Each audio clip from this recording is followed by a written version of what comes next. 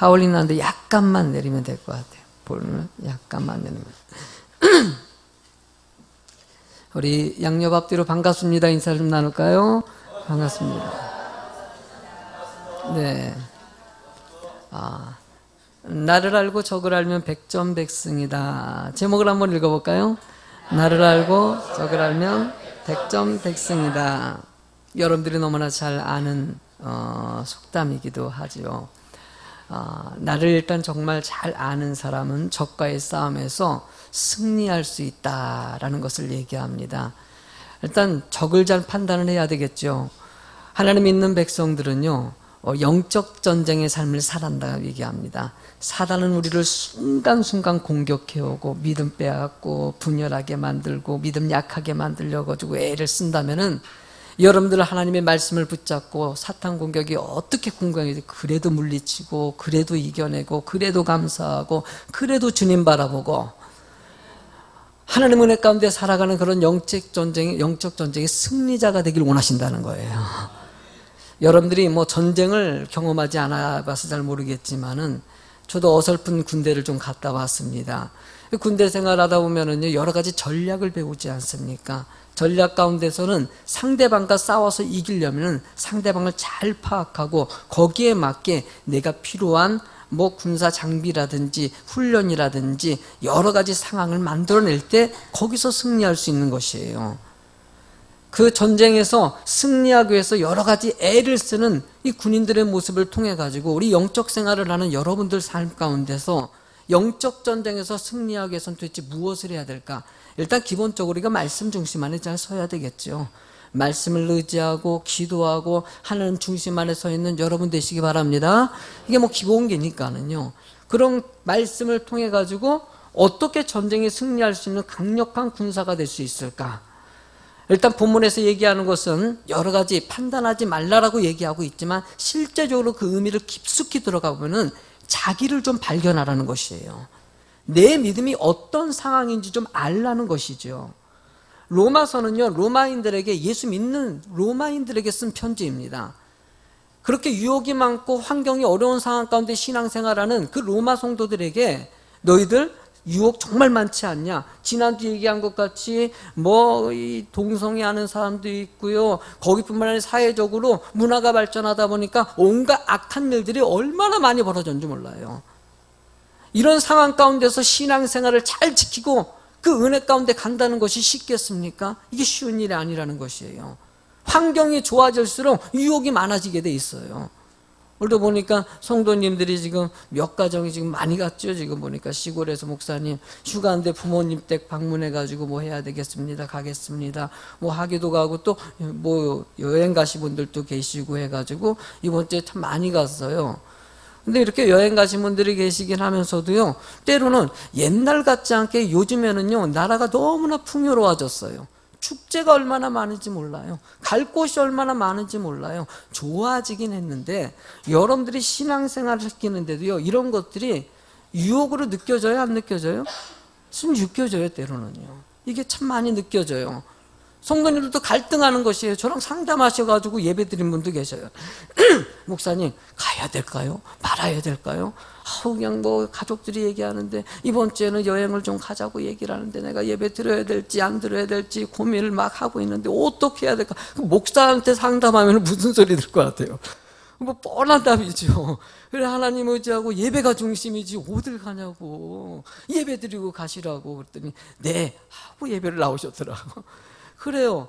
얼마나 유혹이 많은지 몰라요. 좋아지면 좋아지는 대로 유혹이 많고 여러 가지 환경적인 요소가 많을 때 하나님은 여러분들이 그걸 이겨낼 수 있는 믿음 되기를 원하시는 것이에요. 그러기 위해서 여러분들에게 믿음으로 봤을 때 자신의 모습을 잘 살펴보면은요, 믿음을 잘 지키는 강점들이 있어요. 강한 요소가 있는 반면에 약한 부분이 있지 않습니까? 약한 부분을 강하게 만들고 좋은 부분들을 잘하고 있는 것은 더 잘하면 되는 것이에요. 그러기 위해서는 여러분들이 늘 자기를 살펴가지고 내 믿음과 나의 삶의 모습이 어떤지를 생각할 수 있고 좀 판단할 수 있는 지혜가 있어야 된다는 것이죠. 오늘 본문의 이야기를 통해 가지고 자기를 조금 더 깊이 있게 바라볼 수 있는 그런 시간이 꼭 되실 줄로 믿습니다. 여러분 본문의 이야기 한번 들어가 볼까요? 첫 번째로 일단 판단하지 말아야 합니다. 누구를요?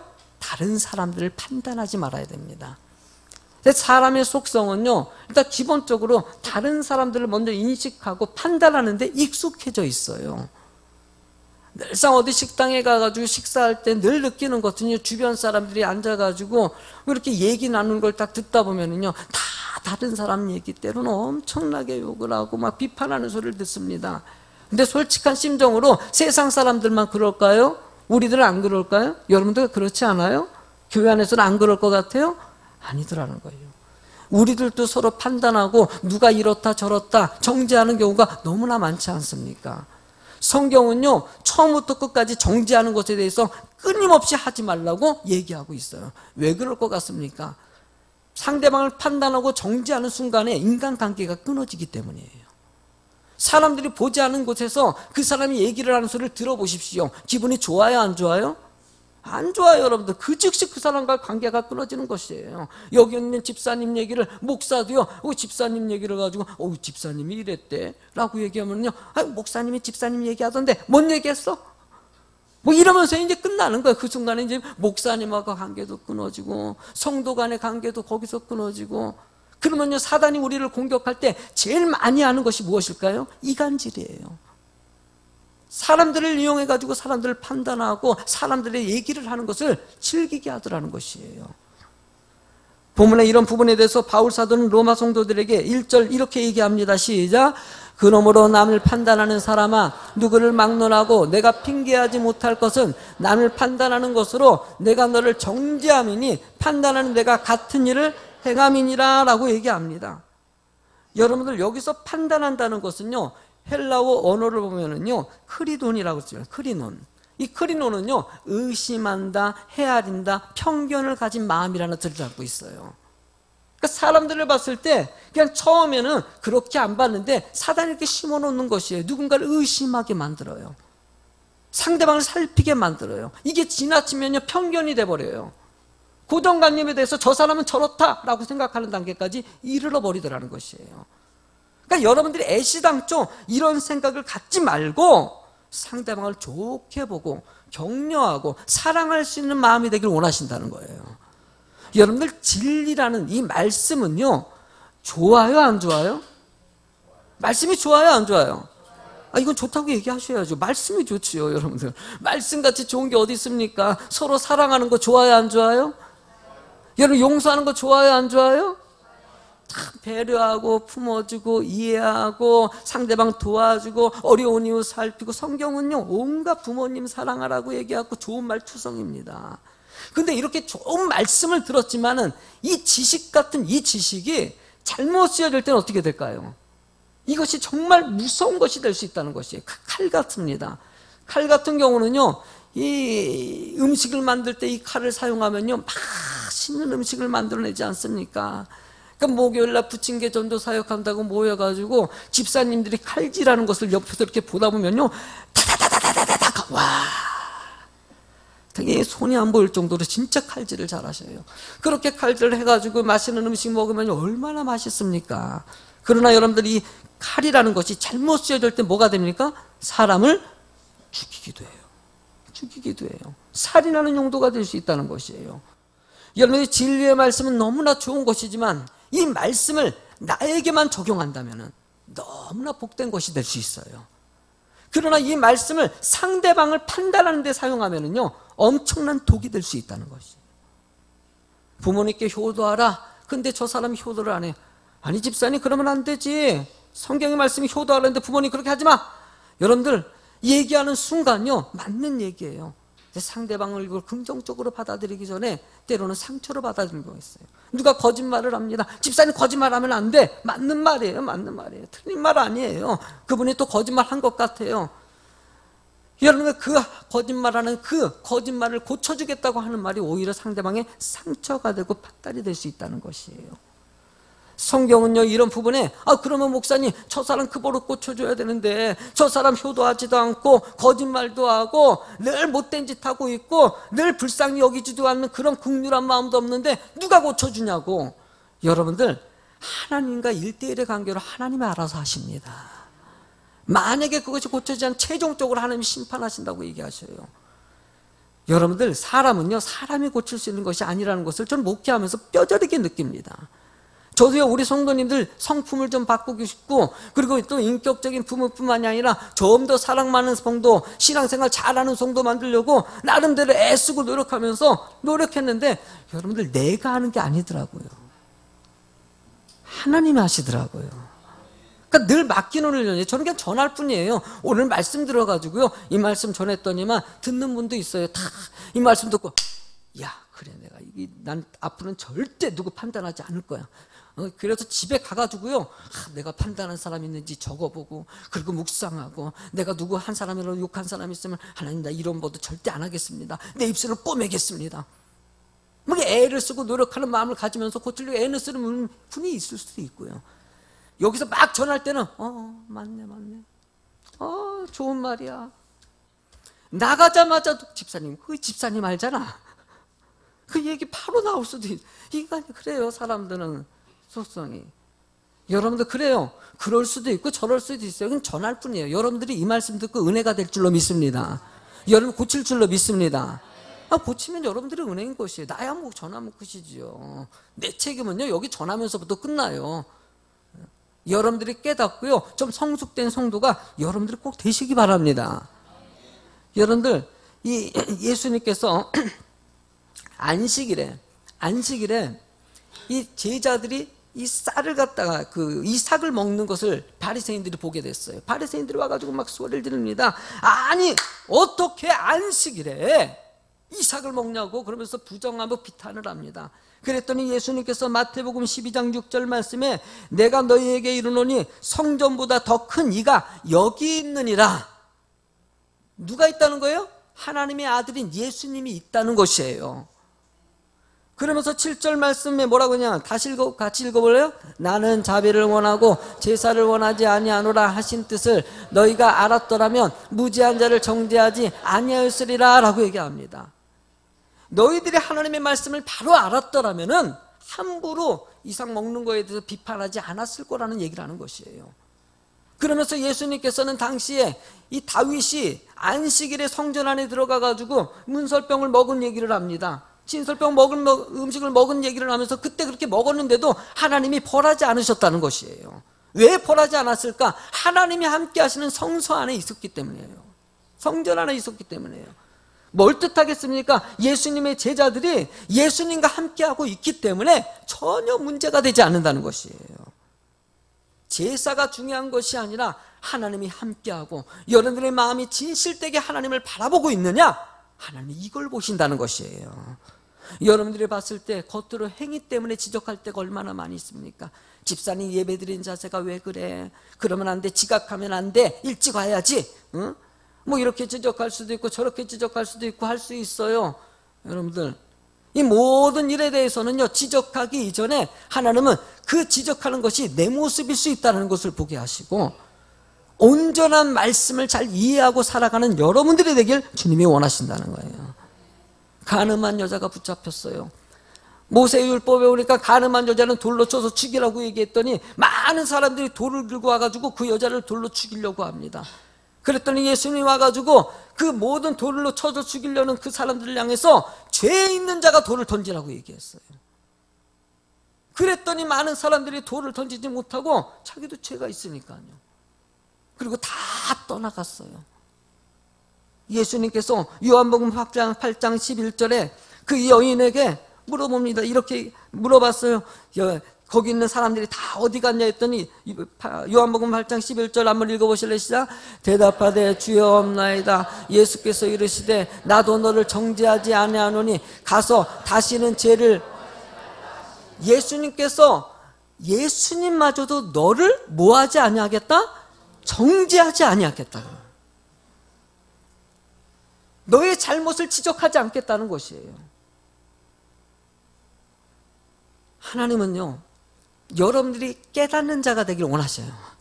나와 하나님과의 관계예요. 말씀을 전하면은요, 그거에 대한 책임은요, 여러분 스스로 지는 것이에요. 그리고 그렇게 했는데도 여러분들이 그 말씀을 지키지 않고 행하지 않았을 때는요, 종국적으로 여기서 얘기하는 요구가 뭡니까? 심판하신다는 것이에요. 그런데 여러분들 그 일에 대해서 의미 없이 여러분들이 그 일에 너무 개입되고 있다는 것이에요.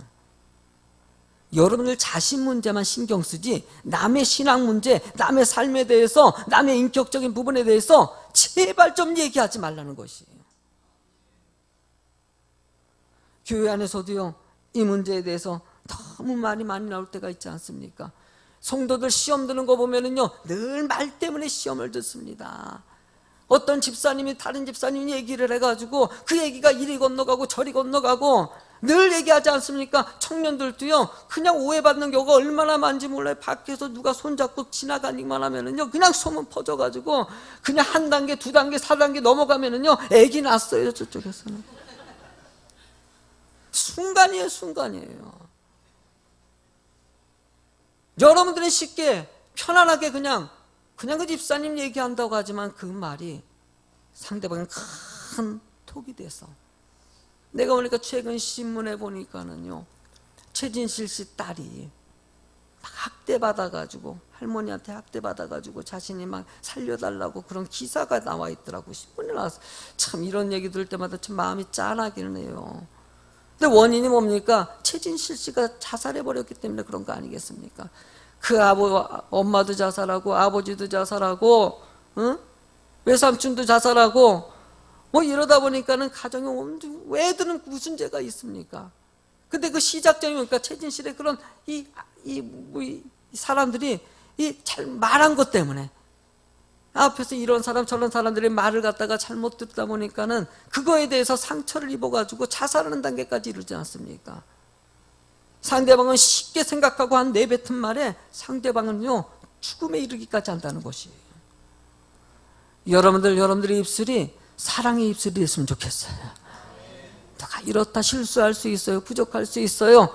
교회 안에서는요, 이런저런 말을 함부로 하는 사람들도 있을 거예요. 인격적으로 부족한 모습들이 드러날 수도 있습니다. 그래서 제가 늘 가리키는 건 수용력이에요. 잘 이해하고 받아들이라는 것이에요. 저 사람이 분노하고 말을 함부로 하더라도 좀 이해하고 받을 수 있는 넉넉한 마음 가지라고 가르칩니다. 그러나 또 한 가지 기억해야 될 건요, 여러분들 자신을 보시기 바랍니다. 여러분을 또 혹여나 상대방을 판단하거나 지적하거나 정죄하는 모습이 있는지. 여러분들, 저도 목회 지금까지 하면서요, 지적도 해봤어요. 정죄도 해봤어요. 성도를 앉혀놓고 이렇게 해야지 저렇게 해야지, 이거 잘못된 거 아닙니까? 따지기도 해봤어요. 근데 그렇게 해서 되는 게 아니더라고요. 오히려 사탄은 그걸 이용해가지고 더 상처받게 만들고 더 힘들게 만들고 더 문제를 일으키게 만들더라고요. 오히려 그런 성도가 있더라도요, 그런 일이 벌어지더라도요, 그걸 위해서 기도해주고, 그리고 그냥 진행자는 늘 사랑으로 바라보는 것이에요. 늘 사랑으로 품어주는 것이에요. 할렐루야. 여러분들 이런 망간직할 줄로 믿습니다. 그냥 사랑하세요. 사랑이 답이에요. 그러면은요, 말 안 듣는 사람도요, 끊임없이 사랑하고 끊임없이 기도해주면요, 하나님이 움직이셔요. 여러분들이 말해가지고 이거 좀 똑바로 하세요. 저도요, 뭐 예배 시간도 여러분들 질서도 마찬가지 아닙니까? 이걸 고쳐가지고 되겠습니까? 아니더라고요. 여러분들 그냥 한두 번 가르친 게 아니지 않습니까? 말이 중요한 것이 아니라 정말 중요한 것은 내가 그를 정말 사랑하고 있는지를 물어보시는 거예요. 감정이 아니라 사랑이냐. 여러분들 두 번째 제목을 한번 읽어보세요. 시작. 자신의 들벌. 그러면 여러분들의 모습은 도대체 어떨까? 누가복음 6장 41절을 읽어보시겠습니까? 어찌하여 형제의 눈 속에 있는 티는 보고 내 눈 속에 있는 들보는 깨닫지? 상대방의 티는 막 살피면서 실제적으로 내 눈에 들보를 깨닫지 못하는 거예요. 남 지적하고 판단하는 사람들을 얘기하는 것이죠. 여러분들에게 들보가 있다는 것을 깨달으시기 바랍니다. 나는 없을 것 같죠? 이게 제일 가슴 아픈 게 그래요. 남 다 판단을 다 하는데 정작 중요한 것은 본인이 자기를 몰라요. 난 거짓말한다고 막 지적하고 있는데 알고 보면 본인이 거짓말을 잘하는 사람이에요. 여기서 얘기하는 내용이 바로 그 얘기예요. 여러분들이 누굴 비판하고 정죄하는 것은요, 실제적으로 여러분들의 모습이라는 것이에요. 제가 이 설교 준비하면서요, 정말 회개를 많이 했어요. 한번 살펴봤어요, 제가 내 자신을. 너는 박 목사, 너는 정말 판단하지 않냐. 내가 그랬어요. 저는 되도록이면 남 얘기 안 하고 지적하지 않는다고 생각을 참 많이 하면서 살았던 사람이라고 생각했는데, 가만 묵상해 보니까요, 저도요 못됐더라고요. 아니, 컴퓨터 앞에서요 딱 치기 시작해봤어요. 그랬더니 있더라고요. 방송에도 출연하고 유명한 목사님 한 분 계셔요. 그 목사님에게 제가 사실은 전에 교회에 있을 때 상처를 받았어요. 그 목사님의 겉들은 참 유명하시고 인기 있고 참 하시는 목사님인데 저를 함부로 말하시더라고요. 그때 그 목사님을 안 좋게 한번 딱 인식이 심어진 거예요. 근데 그분은 또 내가 보기에는 지나고 내가 묵상해 보니까 그분은 어떻게 하다 보니까 그냥 놓쳤던 것 같아요. 내가 오해하는 부분도 있을 수 있었던 것 같아요. 근데 그냥 그때 섭섭한 마음이 쑥 들어와 버려가지고요. 어느 순간에 그 목사님을, 어느 모르게 목사님들 모여가지고요, 그 목사님을 좀 안 좋게 얘기하잖아요. 그러면 나도 괜히 거기서 거듭니다. 나도 그랬는데. 근데 이게 나도 그러고 있더라고요. 내가 당했으니까 언뜻 그러면서 한두 번 한 게 아니에요. 이게 한두 번 한 게, 이게 한 번이면 모르는데 가만히 묵상해 보니까는요, 목사님 모일 때 그 목사님 거론되고 뭐 하면은요, 나도 거기에 부추기는 것이에요. 그래서 예하다가 가끔 내 말도 꺼내고요. 나도 그랬는데. 그래서 상대방이 또 물어봐요. 또 뭔 일 있었어? 뭐 어떻게 했는데? 어떻게 했는데? 그 옛날에 부교육자들이 뭐 이렇게 해가지고 그 목사님이 나를 막 설명하고 막 그런 모습들이 막 보여지면서 참, 정말 내가 보니까 이렇게 돌아서 내 모습을 보니까 참 진짜 초라해 보시더라고요. 나도 그 모양이구나. 근데 그것만 있는 줄 알았더니요, 때로는 뭐 이웃 간의 관계, 성도 간의 관계, 뭐 이런 관계에서 나도 언뜻 누구 집사님 뭐 얘기하다가 나도 언뜻 그런 실수를 조금씩 한 것, 내 모습이 느껴지는 거예요. 진짜 무서운 거구나. 예외가 없구나, 진짜. 여기서 이 말이 너무 지나치다고 느껴졌어요. 형제의 눈 속에 티, 내 눈은 들보. 이 들보가 얼마나 큽니까? 어마어마한 차이예요, 세상에. 이게 너무 이건 심한 거 아닌가라고 생각하는데 아니더라고요. 남 얘기 진짜 잘해요. 너무너무 잘해요. 여러분들, 바울 사도가 로마 성도들에게 부탁하는 것은 이런 남 얘기 좀 하지 마시고, 그런 모습 보이면 거짓말하는 모습 보이고 약속 안 지키는 모습 보이고 정말 버릇없는 모습 보이면은 그 모습이 내 모습인지 좀 살피라는 것이에요. 너에게는 그런 모습이 있냐? 그거 있다면은 잘 살펴가지고 고치는 사람이 되라 라고 얘기하는 것이죠. 본문의 2절과 3절을 같이 읽어보시겠습니다. 이런 일을 행하는 자에게 하나님의 심판이 진리대로 되는 줄을 우리가 아노라. 이런 일을 행하는 자를 판단하고도 같은 일을 행하는 사람아, 내가 하나님의 심판을 피할 줄로 생각하느냐. 상대방을 판단하고 그 판단하는 행동을 내가 하고 있다는 것이에요. 근데 여러분들 중요한 것은 자신이 그걸 너무 모른다는 거예요. 그래서 여러분 기도하십시오. 하나님, 나를 알게 해달라. 여러분 기도하셔야 돼요. 저도요, 내가 지금 잘못한 걸 깨닫기 위해서 기도 참 많이 했어요. 나는 판단이 없는 줄 알았더니 기도하니까요, 이것도 떠오르고요, 저것도 떠오르고요, 이 실수 때문에 누구 상처도 주고요, 힘들게도 만들고, 이랬는데도 내 자신이 그걸 몰랐던 거예요. 저렇게 기도해 보니까 알게 하시는 거예요.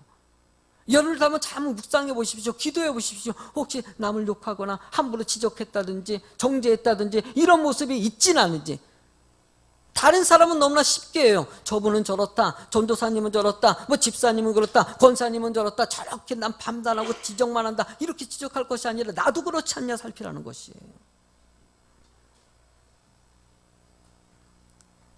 베드로라는 인물은요, 성격이 아주 다혈질적인 사람입니다. 말씀을 읽다 보면 베드로는 직설적인 스타일이에요. 뭐 그냥 반응도 크게 보이고요. 세리 마태를 갖다가 제자로 드릴 때는요, 그의 분노하는 장면도 언뜻 드러납니다. 여러분들 성격이. 예수님이 십자가에 못 박히시기 전에 예수님께서 제자들을 불러놓고 이렇게 얘기합니다. 너희들이 다 나를 떠날 것이다. 그랬더니 마태복음 26장 33절에 베드로가 이렇게 대답했어요. 시작. 베드로가 대답하여 이르되 모두 주를 버릴지라도 예수님, 얘네들은 다 버릴 수 있어요. 다른 제자들은 다 버려도요, 나는 안 버려요. 내가 어떤 사람인데, 내 수제자 아닙니까? 그래도요. 나를 세상에, 예수님 나를 여기다 끼면 안 되죠. 이렇게 했어요. 그러고 나서 여러분들 지나쳐가지고 35절 한번 읽어보실래요? 시작. 베드로가 이르되 내가 주와 함께 죽을지언정 주를 부인하지 않겠나이다 하고 모든 제자도 그와 같이. 베드로가 나서서 예수님 위해서 내가 목숨까지 바칠 거라니까 제자들이 옆에서 뻘뜩뻘뜩 쳐다보다가 나도요. 여러분들 그래요. 베드로가 이렇게 예수님이 떠날 이렇게 위기에 처해도 절대 나는 포기하지 않겠다고 한 이 예수님의 제자 이 베드로에게 예수님 뭐라고 얘기합니까? 네가 나를 3번이나 부인할 것이다. 와, 베드로가 그렇게 3번 부인해요, 안 해요? 떠나요, 안 떠나요? 바로 얼마 전까지만 해도 다른 사람들은 그렇더라도 나는 안 그렇더라고 얘기했던 사람이 순간 자기가 그 모습 되더라는 것이에요. 저는 이 말씀 읽으면서요, 하나님께서 늘 고치시는구나. 베드로는 예수님의 제자, 수제자 아닙니까? 그런데 막판 3년 동안 고치지 않았던 것이 드디어 그렇게 예수님 부인하고 떠나고 예수님 죽으시고 부활하신 다음에 예수님이 오셔가지고 떡 구고 고기 구워주면서 야, 네가 나를 사랑하느냐, 내 양을 먹이라, 이 얘기 딱 하면서 다시 설득해가지고 그때 베드로가 돌아오지 않습니까? 돌아오는 베드로가 그때 뭘 느끼겠습니까? 주님, 내가 이렇게 어리석은 사람이었습니다. 내가 내 생각을 너무나 내 자신을 몰랐습니다. 나는 정말 믿음 좋은 사람이었고 예수님에서 몫을까지 바칠 수 있는 믿음이었다고 생각했는데 내가 그러지 못한 사람이었어요. 그때서야 깨달은 거예요. 하나님은요, 여러분들도 이 순간이 그 깨달은 시간이 되길 원하시는 거예요. 나는 아니라고 생각하는데 아니더라고요. 여러분들도 부족한 모습 있어요, 없어요? 죽기 직전에 깨달을 수도 있고요, 이 순간에 깨달을 수 있고요. 지금 이 말씀 듣고 깨달으면요, 정말 큰 복이죠. 정말 큰 복이죠. 나는 아니라고 생각하는 거 이 시간만큼 좀 내려놓으십시오. 나는 비판 안 해요. 다른 사람 그러더라도요, 착각하지 마십시오. 내가 보니까는요, 이런 말 하면 죄송한데 다 알 것 같은 느낌이 들어요. 다 알 것 같아요. 애건 어른이건 다. 누구 욕해보지 않은 사람이 어디 있겠습니까? 방송 보다가도요, 누구 나쁜 사람 얘기 나오면요, 순간 우리도 판단해요, 안 해요? 최근에도요, 참 장군이라는 사람이 세상에 갑질해가지고, 예? 병사를 그렇게 괴롭히지 않습니까? 상상을 초월하는 방식으로 어떻게 이런 사람이 있을 수 있을까? 근데 그분이요, 교회에 다니시는 분이시래요. 권사님이시고 장로님이시래요. 그분은 모르는 거예요. 자신이 그렇게 갑질하고 그렇게 상처 주는데도 모른다는 거예요. 그 교회 그 장로만 있을까요? 그 권사만 있을까요? 우리 교회도 있을 수 있을까요? 없을까요? 남 손가락질 하기 전에 여러분들이 그러지 마세요. 아멘? 너무 비판하지 마세요. 저 사람 저러니까. 나는요, 그걸 좀 깨닫고 나니까요, 참 이제 나도 그걸 부족한 거예요. 왜냐하면요, 그저께 그 뉴스가 났을 때 화가 나더라고요. 아니 뭐야, 하이트가 이 뉴스 나가면 또 이제 여러 사람 또 시험 들겠고 막 이렇게 하면서도 한편으로는 믿는 사람들이 이거 놓고 좀 깨달았으면 좋겠다 생각이 들더라고요. 오늘 이 말씀 준비하면서 나도 깨닫는 것 같아요. 앞으로는 그 사람 비판하기 전에 그를 불쌍히 여기자. 그 사람도 뭔가 어릴 때부터 자라오다 보니까 여러 가지 환경 때문에 어떤 영향을 받아가지고 그렇게 갑질하는 인간이 사람이 돼버린 거 아니겠습니까? 어쩜 불쌍한 사람이죠. 여러분들, 우리 상대방을 비판하기 전에 기도하는 여러분 되세요. 좋게 봐주세요. 할 수 있는 대로 장점을 봐줄 수 있는 성도가 되는 거, 이게 하나님이 우리들에게 원하는 모습이 아닐까 생각됩니다. 여러분들 세 번째 제목을 같이 읽어보시죠. 시작. 자기를 살펴 바른 길 가길. 여러분들 바른 길 가길 원하시는 거. 왜 자기를 봐야 되냐? 올바른 진리의 길을 원하시기 때문이에요. 그것이 여러분들이 정말 기쁨을 주는 길이기 때문이에요. 4절을 읽어보실래요? 시작. 혹 내가 하나님의 인자하심이 너를 인도하여 회개하게 하심을 알지 못하여 그의 인자하심과 용납하심과 길이 참으심이 풍성함을 멸시하느니라 라고 얘기합니다. 여러분들 4절 이 앞부분에 있는 인도하여라는 뜻이 이 헬라어 언어에 보면요, 바른 길 가길 기다리는 마음이라는 뜻을 담고 있어요. 그러니까 하나님은요, 뒤에는 인자하심과 용납하심을 통해 가지고 여러분들이 옳은 길 갈 때까지 계속 기다리신다는 거예요. 그러니까 여러분들이 못된 짓 했는데도 지금 그냥 두고 있는 경우 있지 않습니까? 못된 짓 하고 성품도 못되고 막 잘못했는데도 그래도 아무 일도 안 벌어지고 있네. 이 뜻이 뭘 뜻하는 것일까요? 하나님은 기다리고 있는 것이에요. 아무 일도 안 벌어진다. 근데 여러분들 즉각적으로 반응 올 때가 있어요. 그런 경우 있죠. 뭔가 내가 갑자기 오늘 거짓말을 했어요. 거짓말을 하고 문 열고 밖으로 딱 나가는데 벼락 쳤어요. 야, 이거 즉각적인 은혜죠. 아이고, 네. 지난번에 저도요 그런 은혜를 입은 적이 있다고 설교하지 않았습니까? 왜냐면은요, 수요 예배를 안 드리고 나서 수요 예배 안 드리고 영화 보러 갔더니만은요, 영화관 가가지고 돈 다 잊어먹었다고. 즉각적으로 반응이 와가지고요, 뼈저리게 느끼고 나 수요 예배 절대 안 돼. 근데 수요 예배 빠진 적이 없어요. 그날 이후로. 왜? 하나님이 즉각적으로 은혜를 주셨어요. 돈 엄청 잃어먹었죠. 그때 몇만 원 잃어버렸으니까. 그러니까 그냥 그렇게 은혜를 줄 수도 있어요. 그렇지만은 여러분들 아무 일도 안 벌어져도, 예배를 안 드려도, 못된 짓을 해도, 여러분들 이 본문 4절 때문에 그래요. 용납하시고 또 인자하심 때문에 기다리고 있다고 하고 있어요. 바울 사도가 얘기하는 것은, 야, 너 기다리고 있는 거야. 그런데 더 무서운 말은 5절입니다. 읽어보세요. 시작. 다만 내 고집과 회개하지 아니한 마음을 따라 진노의 날 곧 하나님의 의로우신 심판이 나타나는 그날에 정말 진노를 내게 쌓는도다 라고 얘기합니다. 무슨 말입니까? 너희들이 그렇게 기회를 주고 기다리고 또 기다렸는데 깨닫지 못하고 계속 고집 부리면은요, 나중에 어떻게 된다? 더 이상 돌이키지 못하는 단계가 오고 심판받는다는 것이에요. 하나님께서 끊임없이 기다리신다는 거예요. 노아의 방주의 심판 가운데서도요, 노아가 방주 짓는 이 120년의 시간이 있지 않습니까? 다 짓고 나서도요, 또 50일간의 기간이 있습니다. 계속 끊임없이 하나님 앞에 회개하고 돌아오길 기다리시는 것이에요. 소돔과 고모라 성의 심판 가운데서도 하나님은 끊임없이 기다리셔요. 의인을 찾기 위해서 50명, 40명, 30명, 20명 줄이면서까지 계속 자꾸 기회를 주시는 거예요. 지금 이 순간도 하나님은 끊임없이 기회를 주셔요. 여러분들이 주님 은혜 가운데 들어오길 원하고, 말씀대로 살아가길 원하고, 정말 행복한 인생이 되길 원하고, 성도로서 온전한 모습들이 나타나기를 원하신다는 거예요. 집사가 됐으면 좋겠습니다. 권사가 됐으면 좋겠습니다.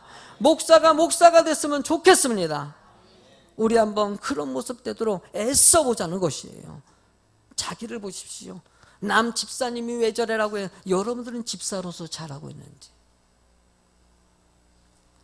여러분들, 저는 암에 걸렸던 사람이에요.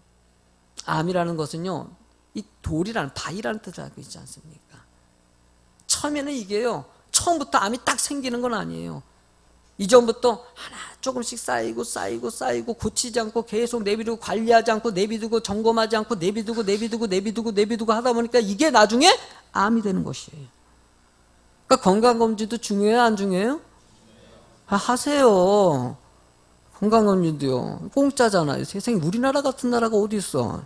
에? 또 그런 목사님을 하십니까? 라고 물어보겠죠.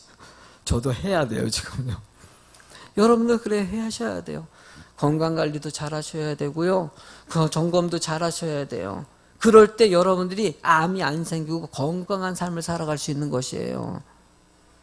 갑자기 건강관리 쪽으로 넘어갔다고 생각하시겠지요. 해고라는 말이 뭐겠습니까? 건강도 그런 것 같지 영적인 삶이 더 중요합니다. 어느 순간에 여러분들이 고치지 못할 그런 암덩어리 같은 신앙관이 생길 수 있다는 것이에요. 여러분들의 모습들을 하나님이 기뻐하는 모습으로 만들어 가십시오. 나 중심적인 것이 아니라 이웃을 내 몸같이 사랑하고요, 베풀고 이런 은혜 가운데 살아가는 공동체가 되는 거예요. 저는 행복해 여름 수련회도요 참 좋아요. 우리 교회가 이런 거 할 수 있다는 게 저는 자긍심이 생겨요. 물론 우리 성도님들이 가면 좀 힘든 것도 있지만요, 그게 힘들지 않을 것 같아요. 은혜로 하면 얼마나 기쁜 일인데요. 작은 교회들 섬기고요, 서로 기쁨을 나누고요, 다들 행복해하는 모습을 보면 일단 하나님이 기뻐해요, 안 기뻐해요? 하나님 얼마나 기뻐하실까 생각이 들어요. 그래서 해마다 포기하지 못하는 거예요. 작은 교회들이 또 했으면 좋겠다 그러면 돈도 들어가지요, 인력도 들어가지요, 여러 가지 힘든 것도 있지요. 그래도요, 여러분들 이 모든 일들이 하나님이 기뻐하는 은혜이기 때문에 하는 것이에요. 세상은요, 여러분들이 은혜의 손길이 되기를 원하십니다. 여러분들의 모습을 잘 살피십시오. 내가 은혜의 삶을 살아가고 있는지, 정말 하나님이 기뻐하는 모습인지 살펴서 멋진 성도의 모습을 만들어 가십시오. 멋진 예수비전교회 우리 함께 만들어 갈 줄로 믿습니다. 우리 교회 이제 시작입니다. 여러분들 10주년이 이제 가까워오고 있어요. 그래, 아파트에서 가정에서 예배드릴 때부터 지금 10년간 하나님께서 이 과정 가운데 이런 성전도 주시고요, 이렇게 성도님 만나서 예배드리는 거 은혜입니다. 근데 여기서 그냥 끝이 아닙니다. 여러분들 앞으로도 계속 마음 모아가지고요, 정말 사랑을 나눌 수 있고 베풀 수 있는 교회 되기를 원하시는 거예요. 그런 일에 여러분들 함께 마음 두고요, 최선을 다해서 주님의 기쁨이 되길 주의 이름으로 축원합니다.